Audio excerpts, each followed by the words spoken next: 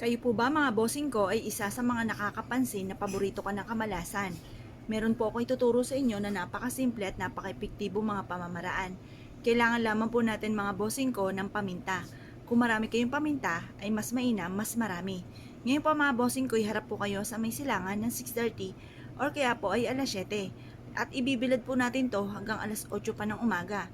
Ngayon po mga bossing, pag kayo nakaharap na, mag-wish po kayo dito at tampasulyap-sulyap kayo ng konti sa may liwanag ng sinag ng araw. Pero syempre, huwag kayong tititig dahil maaaring lumabo ang mata po ninyo, sasakit ang mata ninyo. Pasulyap-sulyap lang mga bossing. Tapos, i-mindset nyo na ang mga pangarap po ninyo ay matutupad.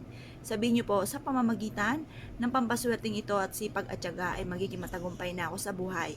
Kakapitan ako ng swerte at lahat ang mga pinapangarap ko ay matutupad. Mag-wish na po kayo na mula sa inyong pong puso. Sabihin po ninyo ang lahat ng nais ninyo na walang gamit na sana, direct to the